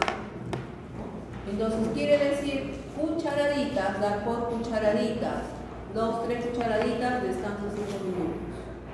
2, 3 cucharaditas, descansa 5 minutos. Pero el niño que está deshidratado, moderado, ustedes van a ver que dicen, está sediento, quiere terminarse cuanto antes. Ya, 2, 3 cucharaditas esperas, 2, 3 cucharaditas esperas, porque el hecho de dar un montón, o sea, así como se ha tomado el shake, ¿no? De porrazo, ¿no? Llega el niño, se toma, sale de hidratación de porrazo, y de porrazo viene el vómito. ¿Ya? Entonces, por eso es que es importante que la hidratación por vía oral sea también de manera neutra. ¿Ya? Entonces, a veces las mamás se desesperan, pero acá solamente le están dando las sales, ¿no? Pero, y nada más lo están haciendo. O sea, porque no entienden que el hecho de hidratar al paciente es evidenciar que está mejorando clínicamente y eso se va a dar en 4 horas. ¿Ya? Entonces es importante porque ahora nosotros tenemos, ¿no? Si bien es cierto, antes solamente había las sales con 90 milimoles de sodio, actualmente tenemos la de 75, ¿no? Y hay algunas, incluso presentaciones, que pueden tener hasta 60. ¿No? Tenemos soluciones para adultos y soluciones pediátricas. Ahora, doctora, ¿y qué sabor le podemos dar? Las sales Minsa sin sabor, ¿no? Agua con sal, ¿no? Sin sabor. Las Electroral, Frutiflex vienen con sabores de fresa, ¿no? Entonces, pero es cierto, no tan solo hay de fresa, hay también sabor anís, que no se los recomiendo, ¿no? Hay otros que son de sabor morado, como dicen acá, sabor a chicha, sí es agradable, ¿no? Pero es importante que nosotros también sepamos, porque a veces las mamás dicen, doctora, para que le bajen los gasecitos mejor el sabor a anís. ¿No? Es horrible, no sé, a alguien se le ocurrió en alguna época hacer de sabor a coco, también es horrible, ¿ya? Entonces, por eso es que nosotros tenemos que saber qué es lo más agradable. Y si ustedes hacen o ven los sabores de los medicamentos, ¿no? Sobre todo los antibióticos, la mayor parte son de fresa. La amoxicilina, la amoxicilina con ácido clavulánico, la cefalexina, todos son de sabor a fresa. La eritromicina, que antes existía comercial, que era el Ilosone, era sabor a naranja. ¿Ya? Que sí era agradable, un poquito amargor al final, pero por ejemplo la citromicina, que supuestamente dice que tiene sabor a plátano, no sé plátano de qué, pero es amargo, finalmente es amargo, ¿no? Entonces, es cierto, pero lamentablemente algunos antibióticos pues tienen grumos, ¿no? Pero la mayor parte de los sabores son a fresa, incluso hasta el Panadol, rosadito, ¿no? Paracetamol, rosadito, ¿no? Entonces, pero justamente porque si ese Repriman, antes existía la antalgina amarga, ¿no? Entonces, nos daban incluso con azúcar. Pero es importante, lo otro es la cantidad de glucosa que tiene, ¿no? Entonces, es muy diferente a los preparados pues, del Espor y Gatorade, que a veces eso les gusta más a los chicos, pero que no es adecuado. Entonces es importante que uno tiene que ver cómo administrar las sales y deben ser aproximadamente 4 horas, ¿no? Entonces, es importante también mencionar que debe ser por cucharaditas, no por biberones, ¿no? Entonces, es difícil cuando las mamás todo le dan con biberón a los niños. Y empezando por ahí, que es una de las armas que nosotros deberíamos tener para decir que son los causantes también de las diarreas, ¿no? En hospitalización realmente es bastante difícil que dice la mamá, no, que mi hijito toma con biberón. ¿Pero por qué le da con biberón? Tiene que darle con cucharita o con vasito, ¿no? Entonces, y si ustedes preguntan a los odontólogos, ellos tampoco propugnan el uso de biberón por el chupón, ¿no? Porque deforma la arcada dental, ¿no? Entonces, tenemos que tener conocimiento de ello para poder también inducir a las mamás. No, que todos mis hijos han usado biberón, ¿no? Entonces, pero ¿cómo están con sus dientecitos también, ¿no? Entonces, Cuando están pequeños, ninguno sale a hacer buches, porque todavía cuando están pequeños no hacen los buches para hacer el enjuague. Están con el biberón, todos estancan ahí el azúcar.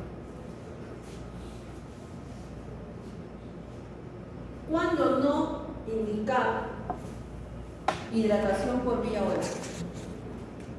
Si el paciente tiene más de 10 mililitros por kilo por hora de pérdidas, o 10 mililitros por kilo por hora, se van dando ustedes una idea que es el flujo de pérdidas que está teniendo el paciente. 10 es bastante. Está deshidratado más del 10%, hay un estado general grave, estoy sospechando en un ilio paralítico, un abdomen agudo o una obstrucción intestinal, porque vómitos biliosos nos indica que puede haber un grado de obstrucción intestinal.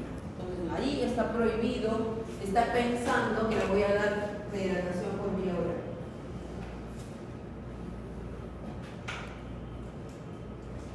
En el caso de estado de deshidratación severo o grave, voy a tener dos tipos de pacientes, menores de 1 año, mayores de 1 año. Y acá nos dice, menores de un año, voy a tener un tiempo de 6 horas para hidratar. 6 horas, 30% primera hora, 70% las siguientes 5 horas. Estamos hablando de 6 horas. Si es mayor de 1 año, voy a tener 30% o 30 mililitros por kilo en media hora y 70 en 2 horas y media. O sea, la hidratación en los mayores de 1 año puedo hacerlo en 3 horas. ¿Ya? Por lo tanto, no estamos hablando, no, le hemos dado hidratación rápida en 4 horas. No. Entonces, la norma nos dice 3 horas para el mayor de 1 año. Entonces, también tenemos que ver si el caso de deshidratación solamente es por las diarreas, o sea, por las pérdidas, porque recuerden que existen estados de deshidratación por algún otro motivo. Y algunos, el shock séptico, ¿no? La sepsis severa, que da signos, pasa volumen, no mejora, y ahí ya el tratamiento es por intermedio de los intensivistas, que en algunos casos pueden colocar hasta inocuos, ¿no? Entonces eso es importante. Por otro lado, tenemos que ver si es con shock, ¿no? Si la deshidratación es con shock. Para eso, recuerdan ustedes que habíamos visto el llenado capilar, ¿no? Si el paciente estaba con incluso latidos cardíacos de baja intensidad, el hecho de la hipotensión, el encontrar un paciente hipotenso, ya está más para allá que para acá, ¿ya? Entonces eso es importante, pero también debemos saber qué brazalete usar para medir la presión arterial, ¿ya? Porque si uso un brazalete inadecuado, voy a decir que está incluso con la presión normal y de repente está hipertenso, o de repente está hipotenso, ¿no? Entonces es necesario evaluar adecuadamente. Entonces, fíjense ustedes que podemos hacer uso de bolos de sales de cloruro de sodio para sacarlo del shock. Y acá nos dice usar cloruro de sodio para sacar del shock. ¿Ya? Nos dice que en la deshidratación grave yo debo usar la solución polielectrolítica, ¿no? Me dice usa cloruro de sodio. ¿Ya? Pero sin embargo, ustedes pueden ver que en los pacientes que han llegado, que han estado llegando a la emergencia, lo primero que hacen para todos es colocan cloruro de sodio. ¿No? Que es una solución que tenemos más a la mano. Mentira, porque también hay la solución polielectrolítica, sino que a veces estamos como autómatas y eso debemos evitar. Cada paciente es único, cada paciente debo tratarlo individualmente, ¿no? Y como ya les mencionaba, no hacer daño es nuestra misión. Entonces imagínense todo lo que podríamos evitar si hacemos un buen tratamiento, ¿no? Entonces, ahora, y eso que a pesar de que hemos tenido todo el problema del cloruro de sodio se ha traído abajo a la empresa Medifarma, ¿no? Es uno de sus rubros nada más, pero lamentablemente todo esto está bastante sectorizado. En salud no usan cloruro de Medifarma, usan de otras empresas. Las empresas farmacéuticas realmente se sectorizan, ¿no? Claro, por ejemplo, Sanidades tienen una empresa, ¿no? Salud tiene otra empresa, MINSA tiene otra empresa. Incluso nosotros nos preguntan, ¿tienen algún problema de usar las bolsas? En una época hemos usado las bolsas de Baxter, ¿no? Alguna empresa de Baxter. En otras hemos usado otro tipo de los frascos, ¿no? Los frascos que son redondos, ¿no? Que también hemos usado, pero a veces las licenciadas a veces dicen, no, pero es que no se puede colocar bien la vía, los conectores, ¿no? Ya eso ya es especificidades, ¿no? Especialidades que quieren a veces las licenciadas, ¿no? Pero acostumbrados ahora solamente por facilidad de rotular, ¿no? Los frascos estos rectangulares, ¿no? Pero a la hora de la hora, cuando cada uno de ustedes ha tenido sus familiares y les hacen comprar en la farmacia, compran el que hay, sea el de bolsa, o sea el de frasco redondo, o sea el cuadrado, ¿no? Todo el rectangular, cualquiera de ellos. Porque finalmente es lo que se necesita. Si necesitas una dextrosa, harás con una dextrosa con electrolitos, ¿no? Y la proporción, eso es lo importante. Antes solamente usábamos de 20 con 10, ¿no? Pero en la solución 20 con 10 el volumen es hipotónico. Entonces se hace 40. ¿Por qué con 40? ¿Cuántos? Yo a veces hablo como si ustedes están en el entendimiento. Un frasco o una ampolla de cloruro de sodio el 20%, ¿cuántos miliequivalentes de sodio tiene?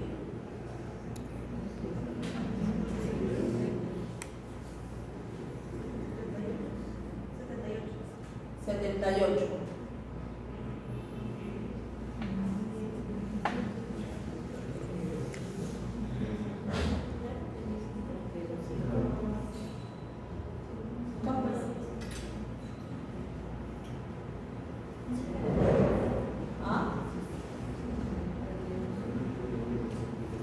Una ampolla de cloruro de sodio trae 3.4 miliequivalentes o milimoles de sodio por mililitro, ¿ya? Entonces la presentación del hipersodio viene de 20 mililitros, por lo tanto tiene 68, no 78, 68 milimoles de sodio, ¿ya? Entonces, si yo pongo en un litro 20 mililitros, solamente estaría dando 68, ¿no? Entonces, como decimos ahora, le ponemos 40, estamos dando 136, una solución isotónica, ¿ya? Entonces, por eso es que más a lo isotónico que a lo hipotónico, por eso es que le ponen ahora 40 mililitros de cloruro de sodio al 20%, es el hipersodio. Cloruro de potasio por cada mililitro trae 2.7 milimoles de potasio, ¿ya? Entonces las ampollas vienen de 10 mililitros. Por lo tanto, si ponemos una ampolla, estamos dando 27 milimoles de potasio, ¿ya? 2.7. O sea, estoy hablándoles del hipersodio y del calio, ¿no? Que es lo que viene. Entonces, es importante porque incluso, pero doctora, de repente con la cantidad de dextrosa al 5% estamos dando mucha osmolaridad, porque es cierto, los pacientes cuando están con un estado crítico, incluso la glicemia se les sube, ¿no?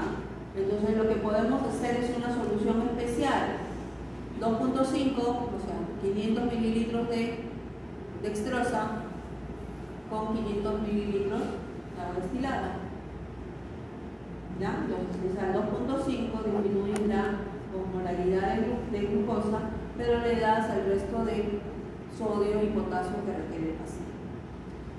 ¿Y cuánto tiene la solución polielectrolítica? ¿Cuánto de sodio tiene la solución polielectrolítica?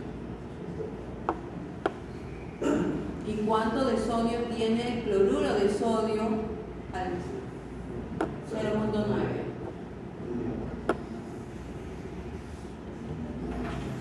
Le voy a decir a la doctora Sánchez y a la doctora Verde que no les ha dado las fijas, ¿ah? Uy, no. Memoria, déjame a mí. Tú eres joven, ¿qué es esto? Por favor. 90 milimoles la solución polielectrolítica. ¿Ya? 90. Y el cloruro, 154.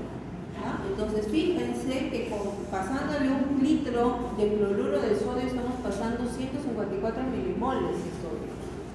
Por eso, que acuérdense, algunos de ustedes, cuando algún familiar le hayan ido a la emergencia, le han colocado cloruro, después está pidiendo agua por la cantidad de exceso de sodio que ha recibido.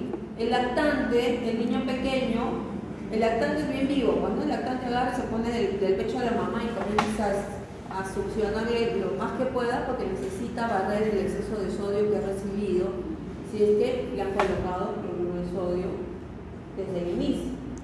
¿Ya? Con la solución polielectrolítica tenemos 90. Entonces, ¿por qué salió lo del cloruro de sodio primero? Porque cuando nos dio la época del cólera, la cantidad de sodio que se perdía era más de 120 por litro de diarrea. ¿Ya? Entonces los pacientes rápidamente se chocaban. Entonces había que colocarle incluso a doble vía, dos brazos, mejoraba, salía de shock y de ahí se pasaba solución polielectrolítica y salen de hidratación. Y así salían, ¿no? Aparte de darle tratamiento obviamente vía oral, pero cuando ya estaba tolerando la vía oral, ¿no? Ahí no es que en el caso de los pacientes, o sea, primero es mejorarle la parte de hidratación. No es darle una micacina, no es darle una ceftriaxona, es darle la hidratación. Porque tenemos que identificar, todavía nos da tiempo de identificar qué tipo de germen es. Incluso hasta el mismo coprofuncional o de reacción inflamatoria, a veces los tecnólogos ven y dicen, uy, hay un campylobacter, ¿no? Imágenes sugestivas de campylobacter. Entonces ya no lo vas a estar esperando el coprocultivo, porque ya lo está evidenciando en la parte del examen directo de reacción inflamatoria. Entonces puedes iniciar el tratamiento. Pero ¿de qué te basas? Obviamente, si te dice, ya encontré campylobacter, lo primero que debes decir, señora, hay aves, cercanas aves a su casa, ¿no? Entonces hay el riesgo, si hay el riesgo hay que evitar, ¿no? Entonces ya acá un caso, ¿no? Teníamos una paciente, 10 años, 10 kilos. Me acuerdo mucho de ella, con 10 años, 10 kilos, era una paciente hipertónica, ¿no? Y la mamá la traía por diabetes. Entonces comienzan a preguntar, sí, diarrea estaba deshidratada, le ponían así un montón de volumen y era el círculo vicioso porque era una desnutrida. O sea, le ponían hidratación rápida y obviamente se deshidrataba porque comenzaba a orinar un montón, siendo desnutrida. Y le pregunto, señora, me llama la atención que esté post-diarrea con sangre. ¿Dónde vive? ¿Usted cría animales? ¿Cría pollo, gallina? No, mi vecina. Colinda, cerca a su casa, lo de su vecina, sí. Porque había la opción, ustedes saben que de las heces de las aves, no es que digan hasta aquí nomás voy a entrar. Entonces había ese foco de infección. Le dimos campylobacter, como era campylobacter y había sospecha de campylobacter, le dimos acitromicina y mejoró el paciente. Pero es buscar el foco de infección. Entonces, y esta paciente adicionalmente tenía un problema renal que hacía que perdiera fósforo y calcio. O sea, imagínense esta niña, le tomamos una radiografía y se era como un adulto mayor, una osteopenia, pero esas terribles, ¿no? Porque tenía tenían problemas de absorción. Entonces, justamente con estos pacientes que tienen factores de riesgo adicionales, tenemos que ser muy cuidadosos. Y si ustedes se llevan de acá, de que cada paciente el tratamiento es individual y que si es un desnutrido tengo que tener mayor cuidado y no acelerar las horas de hidratación, estamos activos, ¿no? Entonces, bien, cuando el paciente no sale del shock, ya tengo que pensar en algunas otras patologías asociadas y que debo consultar también con el intensivista. A esto me refería la dextrosa al 2.5, la solución glucosada, que también es un mecanismo que tenemos de opción. Acá está en la diapositiva, entonces tienen que tener en cuenta lo de la solución polielectrolítica. Existe también el lactato ringue, ¿no? Que realmente existe, pero no mucho lo usamos con cierta frecuencia, no es de uso continuo. De repente en otras latitudes sí lo hacen, pero es una también mejor opción porque solamente tiene 130 milimoles de sodio, ¿no? A diferencia del cloruro del sodio y a diferencia pues, también de lo que podamos dar con las dextrosas. Entonces acá lo otro que es importante es que lo primero es hidratar, estabilizar al paciente e hidratar. Doctora, pero nos han mencionado que existen los probióticos. Los probióticos no son de uso de urgencia, ¿ya? No son caros, ¿ya? Son caros. Entonces, ¿para qué vamos a dar algo que es caro y que no todos, para todos los pacientes no es necesario, ¿no? Entonces, incluso el más famoso y que se vende un montón es la enterogermina, ¿no? Conocido, pero archiconocido por todos lados. Pero en los estudios he visto que no contiene el probiótico ideal, no es el probiótico ideal, ¿verdad? Entonces, es importante que nosotros también conozcamos, ¿no? Porque a veces nos llevamos mucho por la propaganda, ¿no? Por la propaganda y a los finales no le estamos haciendo bien al paciente, ¿no? Entonces, el otro que existe es el famoso biogaya por aquí, biogaya por allá, ¿no? Por todos lados el biogaya, que tampoco es cómodo, ese también es caro, viene pues en cápsulas y también en gotas. Y lo importante también que a veces vamos a ver en algunos pacientes es que se asocian con muchos parásitos, ¿no? Los parásitos, en este caso la Giardia, nos da también fases de desnutrición porque tienen problemas de malabsorción, ¿no?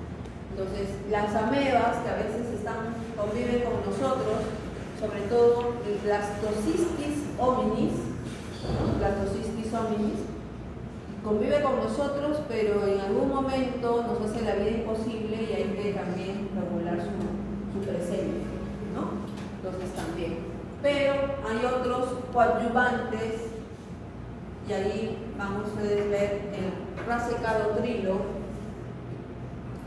que generalmente en algunas ocasiones se han dado cuando el flujo de heces es demasiado alto, ¿no? Y yo les he mencionado de 10 a más es un flujo de heces elevado, ¿no? Entonces, con la finalidad de disminuir el tiempo promedio. Si nosotros estamos hablando de una diarrea aguda infecciosa por rotavirus, sabemos que su duración va a ser 7 días. Si estamos hablando del adenovirus, y debemos conocer que si es por adenovirus, su duración es hasta de 15 días, ¿no? Entonces, cuanto más desnutrido sea el paciente, eso se puede prolongar más, ¿no? Porque incluso las vellosidades intestinales son más cortas, ¿no? Y el recambio va a ser con enterocitos inmaduros, o sea, que no van a absorber, vamos a tener problemas en la parte de lo que es la absorción, ¿no? Eso sí es importante. Bien. Entonces, con esto ya queda más claro si es la parte de la deshidratación, si es que vemos que hay mejoría con el paciente o si no. La idea es lograr que el paciente mejore, pase a hidratación oral, tenga un balance adecuado y cuando mi ingesta por vía oral supera las pérdidas por deposiciones, paciente en condiciones de poder ir a casa. ¿Ya? Entonces eso es importante. Entonces, si no mejora, obviamente, incluso el estado de hidratación por vía endovenosa puede prolongarse hasta las 12 horas. La última parte que nos toca ver a nosotros ahora es el balance hídrico.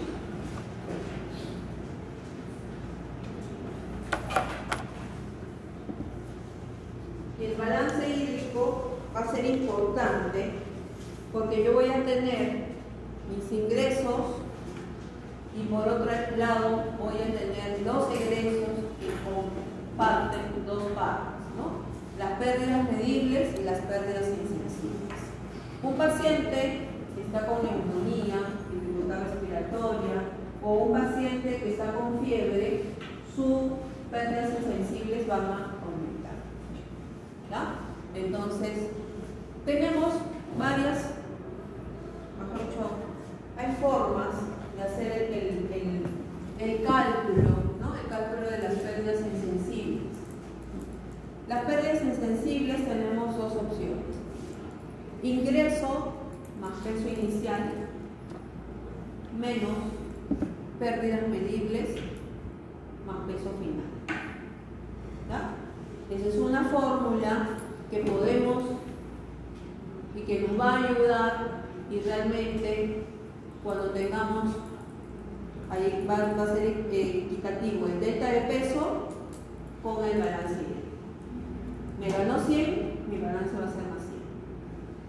Pero como últimamente existe la ley del menor esfuerzo, tenemos el peso de inicio, pero no tenemos el peso final. Me refiero al peso final porque yo tengo que hacer mi balance a las 2 horas, a las 4 horas, a las 6 horas, dependiendo cómo esté mi paciente, ¿no?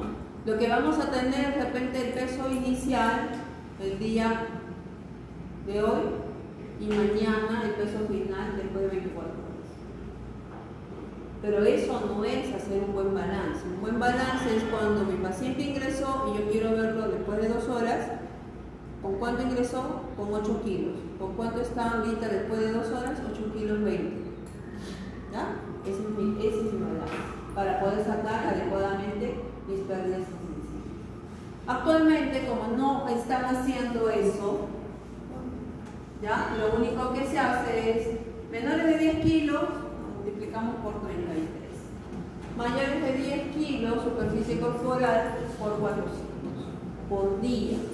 Entonces, si estoy haciendo un balance de 4 horas, lo que me salga de ahí a 24 horas lo tengo que dividir, ¿no? Multiplicar por 4, dividir entre 24 y multiplicar por 4 para que me dé mis pérdidas insensibles de ese balance.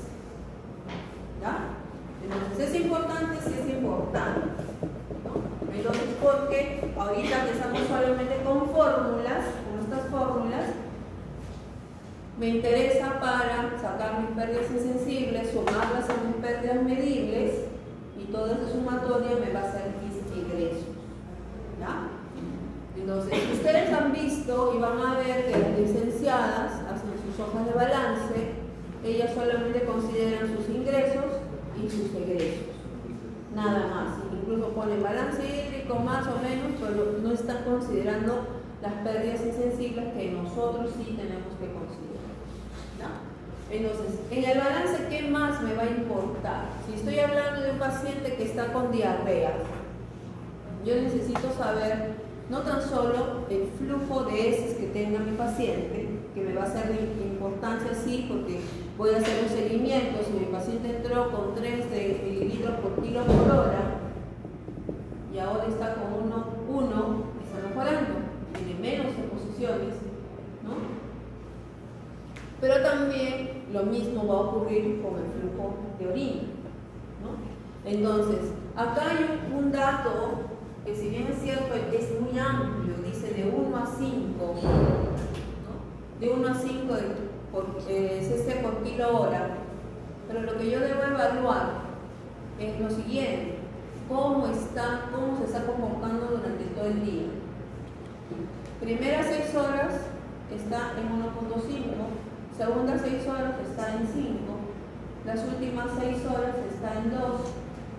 Entonces, algo está sucediendo que por momentos le están incrementando más, o está recibiendo más, está orinando mucho más, ¿no? Entonces, ustedes que están en una hospitalización, evalúen. Ustedes van a tener su balance 24 horas, que es lo que hacen los internos, hacen suma, restan, multiplican, hacen su balance de 24 horas, pero no se está fijando cómo ha evolucionado el paciente durante los tiempos de hospitalización, ¿no?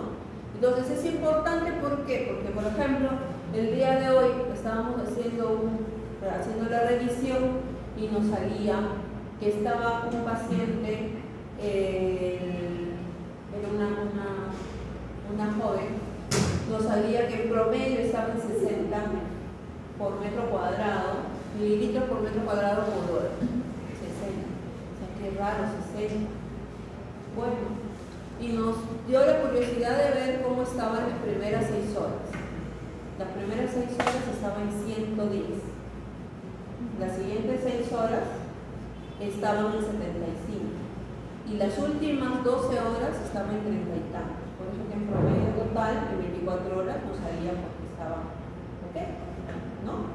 Entonces, lamentablemente, el rango para mayores de 10 kilos es muy amplio, de 12 a 80. ¿Ya? Entonces, a veces, cuando ustedes van a escuchar o van a estar pasando con la visita de todo el grupo, ahora dicen, balance hídrico adecuado, positivo más, incluso les dicen más 200, más 250.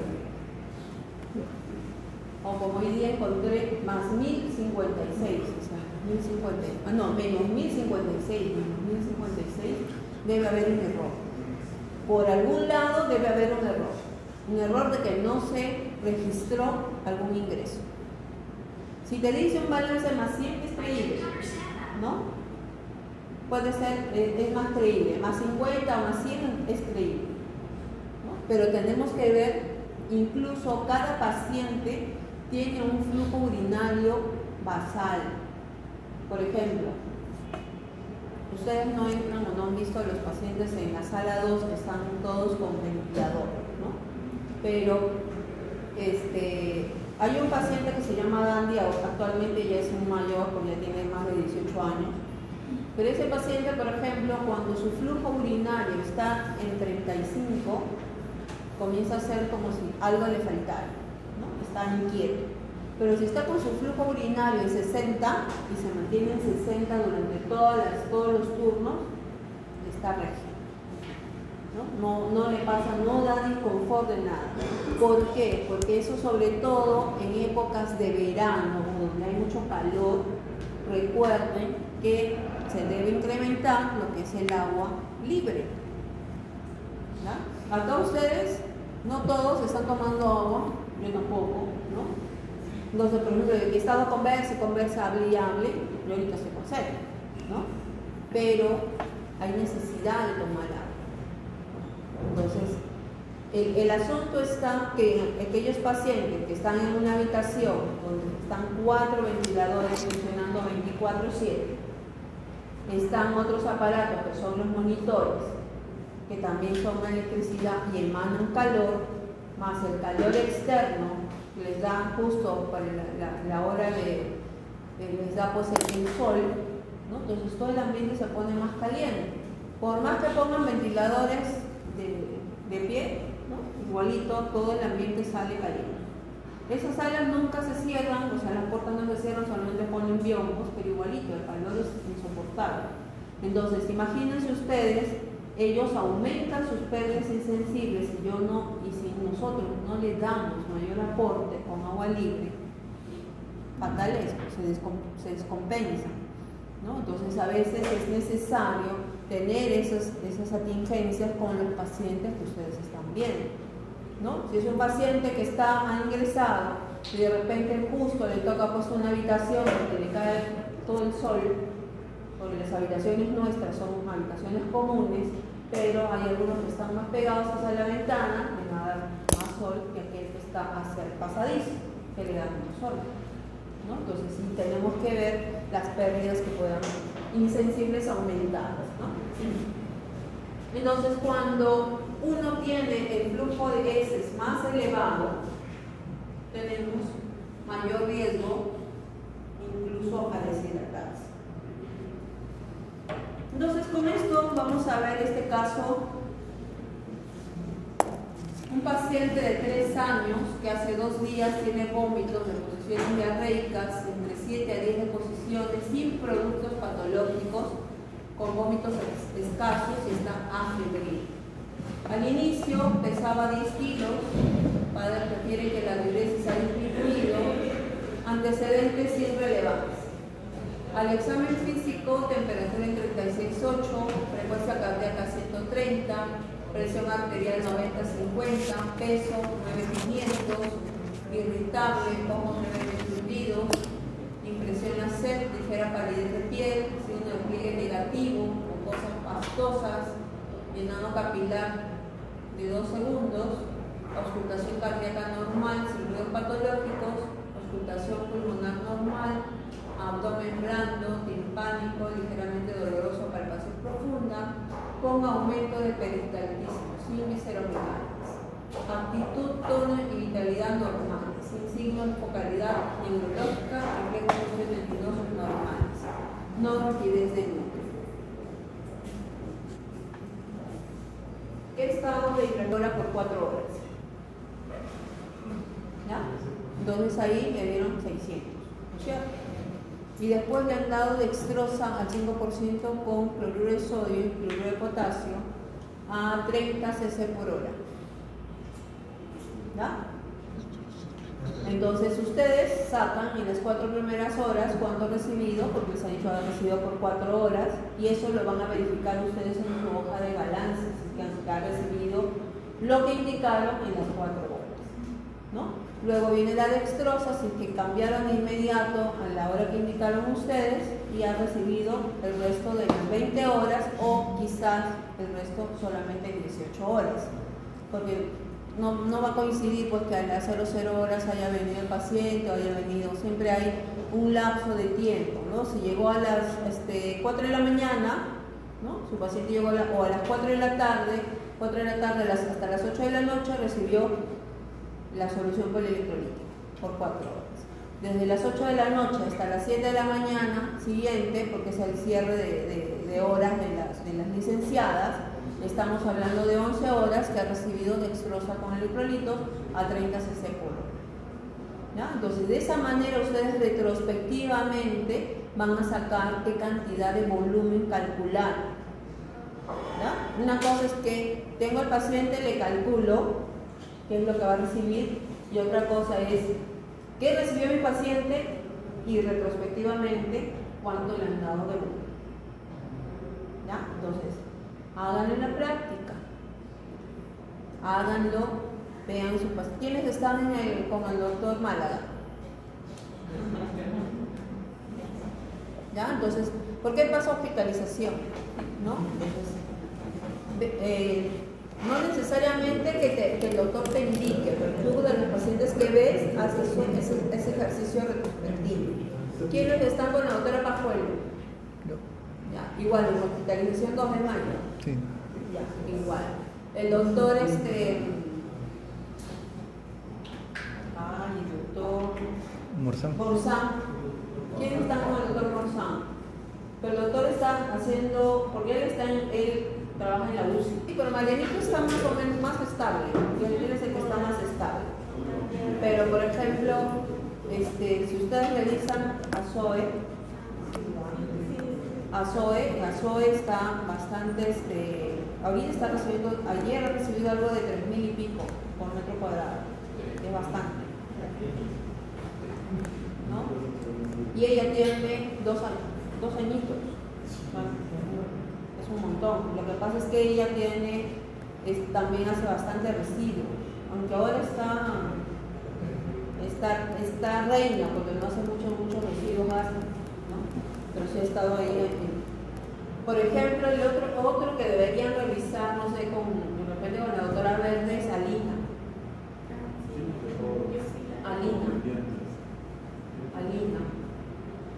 Y el otro es Cristel, ¿no? Son los que son con niños que están con síndrome de intestino corto. Aquel tiene un problema de intestino corto, pero también es con problema de malabsorción, ¿no? Pero ellos ustedes ven, ¿no? Aquel, por ejemplo, es la típica desnutrida crónica, ¿no? ¿Qué te llama la atención de aquel? Tiene múltiples ciclos. Ya. La comida que come es tortillas, la veo también pálida. Es una niña, por ejemplo, si bien es cierto su mamá, bueno, su mamá es venezolana, ¿no? Pero ella tiene una pinta rosa, ¿no? O sea, así cuando tienen los pacientes problemas renales, pero ella tiene más de 4 años y ustedes la ven chiquitita, ¿no? Incluso el color del pelo, ella por ejemplo es característico de la desnutrición, porque el color del pelo es más claro, ¿no? Entonces, sino que está con varias deficiencias.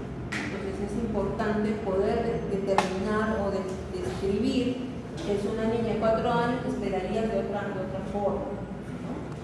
Entonces, bueno, de repente les convendría a ustedes ver algunos de los agudos que son de la área respiratoria, porque ellos van a tener pérdidas insensibles mayores que los por el problema respiratorio, la insuficiencia respiratoria, ¿no? Bien, preguntas.